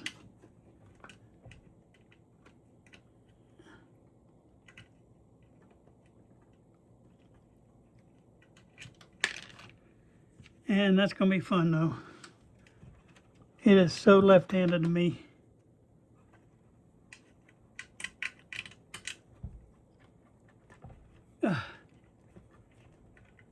People don't realize, you know, it's not really putting a Bluetooth board in. It's just there's a lot of extra stuff you have to do to make it work for that radio you're on. We can just get a couple turns on this nut, we're good.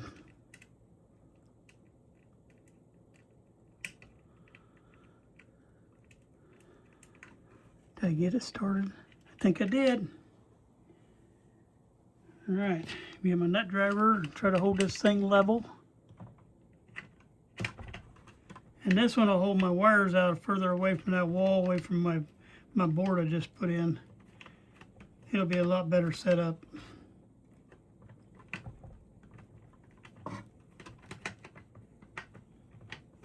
I know my hands are right in your way, but it just right this second while I'm putting this nut on, it's just going to be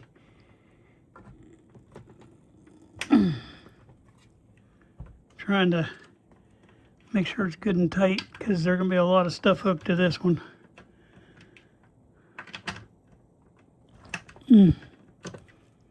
Okay, done. Let's try to get everybody hooked back up. All right, from this side, I got two wires. I got this one coming out here. Put him back through. You know what, I'm gonna tin that just real quick. That one lost a lot of its tin. Of course, it wants to be right in the middle of that other stuff.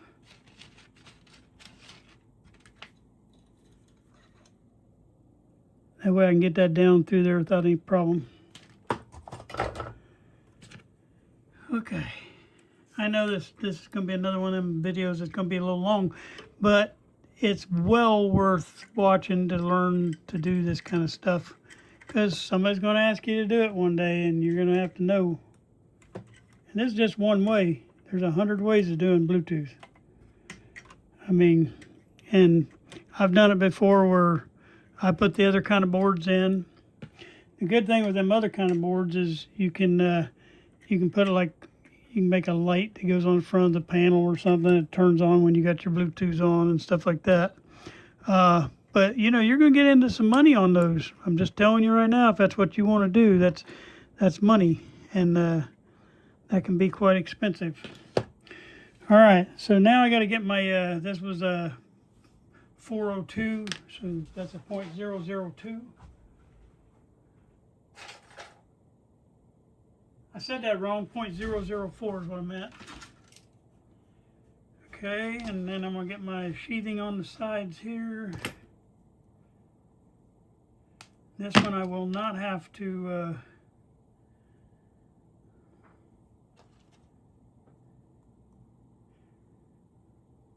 just trying to get this back in soldered is what I'm doing.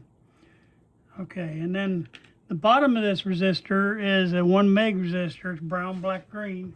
So that's your 1 meg resistor.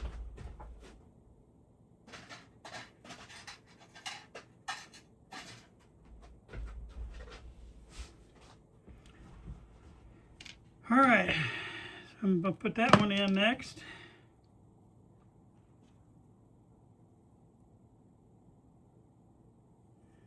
So I'm going to put him in first before I put that cap on top.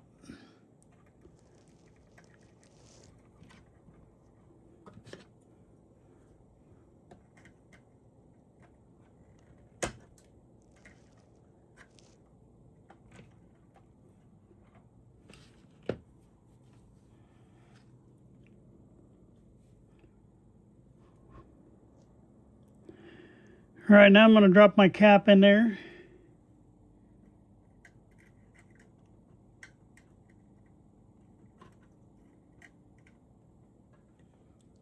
blocking you again. I can readjust this camera to where I'm not.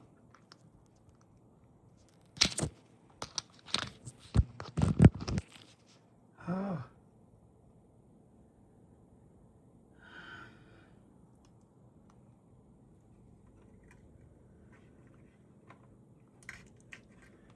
All right, I got that part of the resistor through, except for I grabbed the wrong end and put it through backwards. I want my numbers facing out. Okay. It's just hard getting back in this corner the way my camera's sitting.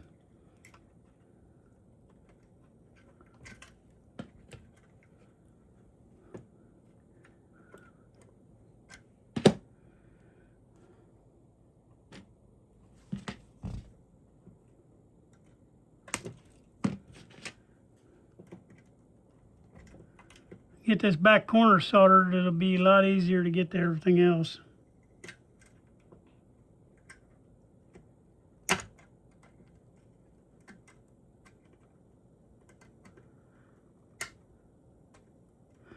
I'm still working in behind that big guy, and it's kind of making it a little fun. These little audio transformers are right in the way.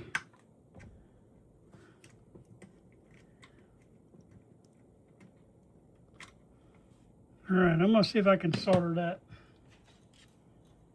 It'd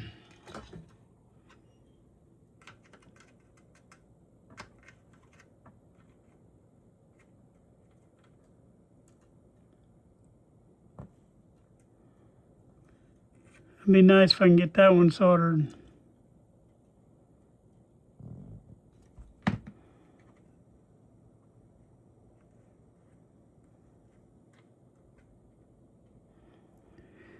And I dropped the ball of solder over there somewhere. I think I found him. Try not to burn my little audio transformers, because until I get that shipment in, that's the last two I got. Okay, good. Now what's going to be different is I'm moving the capacitor that I had. It went over to my other thing, but now I'm moving it to it's still going to go back to the third one, but now I got a place to put my wire on this side, so that'll work for me there. You'll see in just a minute. Okay. And then my little resistor that I put in here, the 1 meg, it goes to the second one now. Well, when I say second one, I'm not counting the ground in the middle there.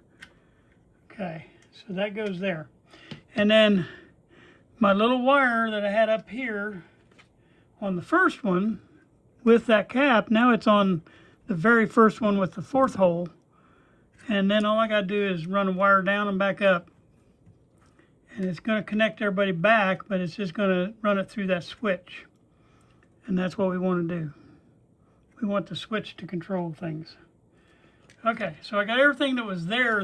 Now I just still got to get these two guys and that one wire that's hanging on the bottom of this one. It's got to come off of there and go up. So I'm just going to cut it and re-strip it.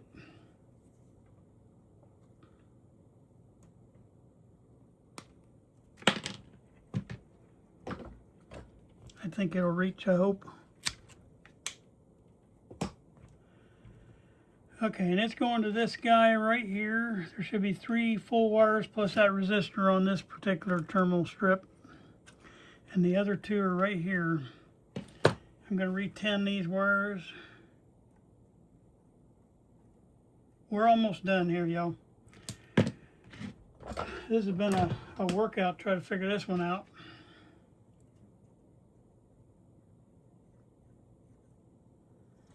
Okay.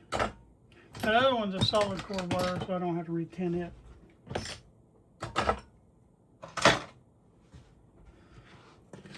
All right, let me stick these 2 through there.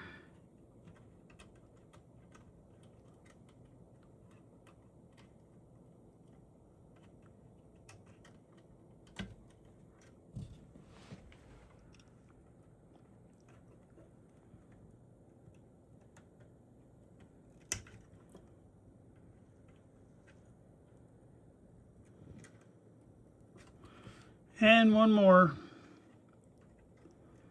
This is the big boy. Probably should put him through there first, but oh well.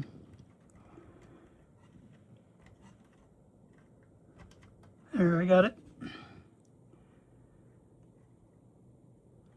Gotta get him turned around there and should be able to solder this back into place.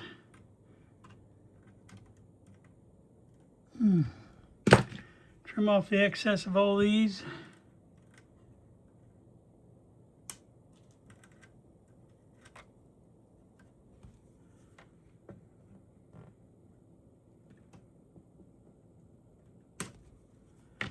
All right, squeeze that down, and hopefully, as long as somebody ain't touching ground there, we should be good.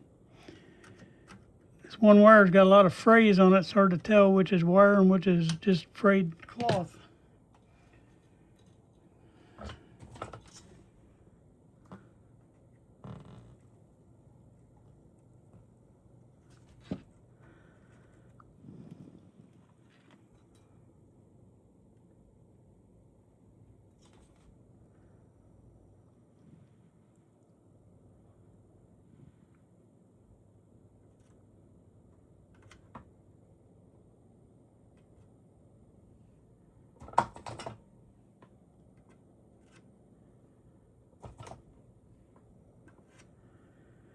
I just don't think I got a good solder connection there, so I'm just double checking it.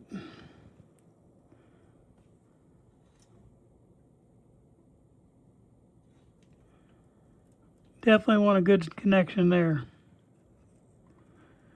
A lot of wires on that terminal.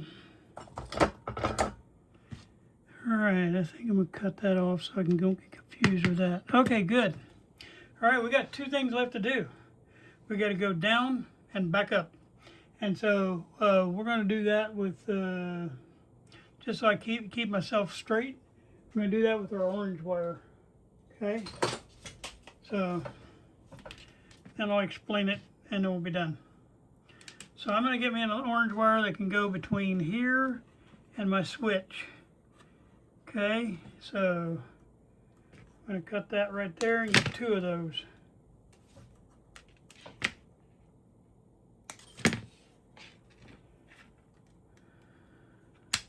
Okay. And I'm just going to reuse this stuff here on another project, but right now I made it easier just dropping new stuff in there. And then I can dress my wires up here when I get it all done. Alright, put this back down in here a little bit, and I just got to tend my wires here real quick.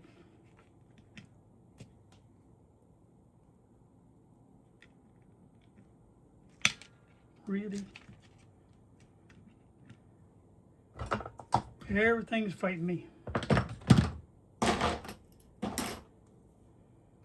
Alright.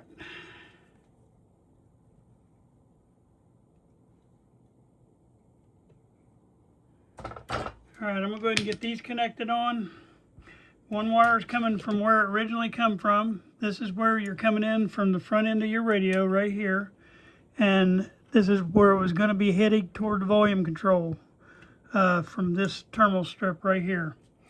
Alright, from that cap on this orange wire was heading up to the volume control. But now we're heading in a different direction because we want to go through this switch down here. So what we're going to do now is we're going to hook that on there into that switch on the far side.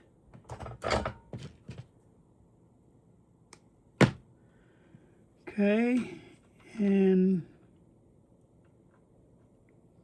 I'm hoping I can get this through that little hole. There we go.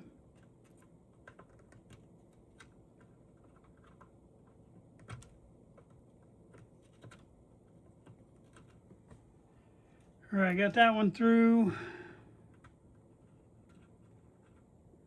Remember not to stay too long on the terminal there.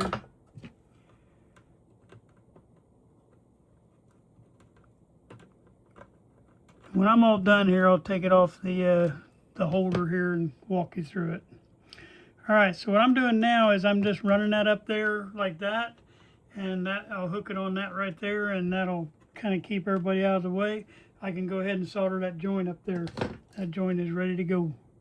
I'm going to cut off this excess wire right here. I see that in the way. I will cut the wrong thing with my eyesight, man. Got him. Now I can squeeze those down tight and get that in soldered. Probably should have given me just a little bit more. I was planning on coming up behind that, but oh well, it'll hold it off there. I might get one more zip tie to hold that back. Just to keep him in check. Trying to make sure no wires hang off the bottom of this right here so it'll catch on anything when you're putting it back in the chassis. Now we're going to go from this hole right here, and we're going to come down on it back to the switch. And all we did is jump into that line electrically, is the same place electrically anyway, and all we did was jump into that. I'm going to run this one a little different than I did that last one.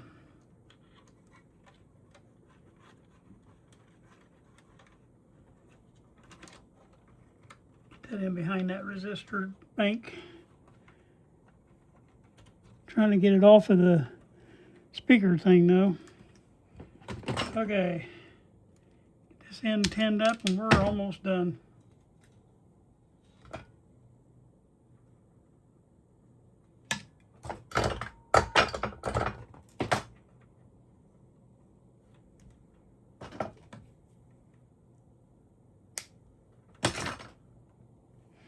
This is a little funner one to try to get through that middle one, because it's a real tiny hole. Matter of fact, a lot tinier than I got that thing set.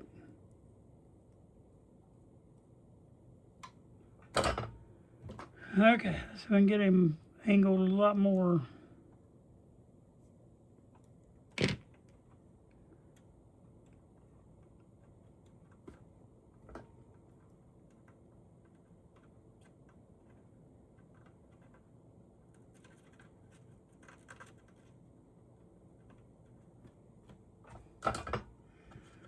All right.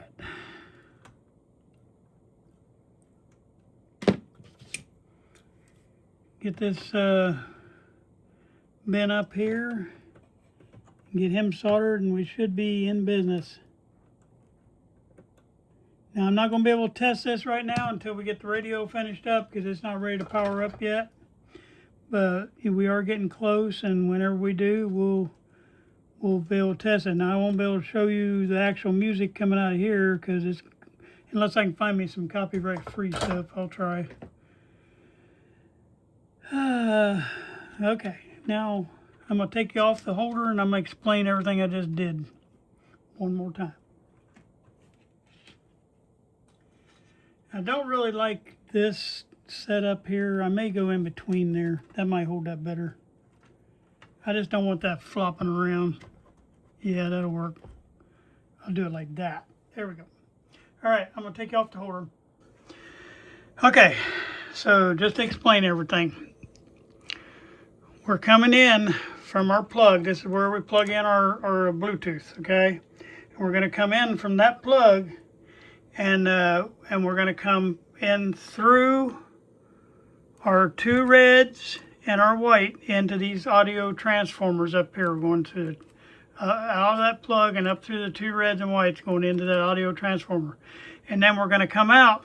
One side of that audio transformer is going to ground. The other side is going down here, and it's going to the back side. You can't hardly see that blue wire, but he's right there. He's going to the back side of that switch right there. All right. And then the other side of the switch is where your audio comes in from the front end of the radio. It's coming in this capacitor, and then it stops at this terminal strip. And then it would have went straight out to the high side of volume control. Now it's going down here. It's going down here to the center tap on that switch. Excuse me, not on the center tap. I'm sorry, the outer one. So I'm trying to say, it's going to the outer panel of this switch.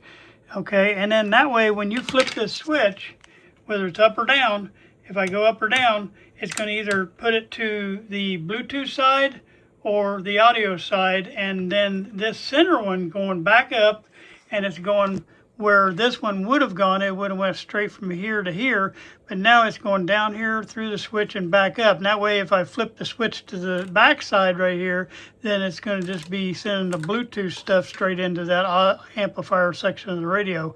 But now it's set where I can flip it either way, and that'll send that information up to that amplifier section. I hope that explains everything. I know that I don't know how long this is going to be. I don't really care. This is important stuff, and I think it's good to know. Now, the only thing different between that and a Bluetooth board is then Bluetooth board, you're going to have the same little circuit board sitting in here. It's going to Bluetooth, but then it's going to need 5 volts of power. And one more thing, if I got it, I'll show you. Hold on. They make these for the Bluetooth boards. You can get them pretty cheap. It's an AC, DC power thing, and it can give you that 5 volts power that you got to go out. But you do have to, you know, be able to supply it. And, you know, you can tap in and supply that, and you mount this somewhere in the radio. And that'll give you your 5 volts for your actual Bluetooth board. Because the Bluetooth board will have this circuit on it there to change it from stereo to mono. And, I mean, you have to get the right one, but yeah, it'll have what you need. And so what you have to do then, and like I say, is, to me, I don't know, for space-wise underneath here, I know it looks like that's taking up a lot of space, most of it's wire. But this concept works. And also what works with this and don't work with the other ones is you can play, if you have an MP3, you can play your MP3 on it too. And a lot of people like to use or still use their MP3s. I know they're probably getting close to outdated, but you can plug an MP3. You can plug anything to go a 3.5 millimeter jack and play through this radio now, which I think is pretty cool myself. And the only thing different is you got to charge your Bluetooth module that's hanging off the back. It's plugged in instead of mounted in here somewhere. It's the same circuit board in there. It's just you plug it in just like you would a MP3 player.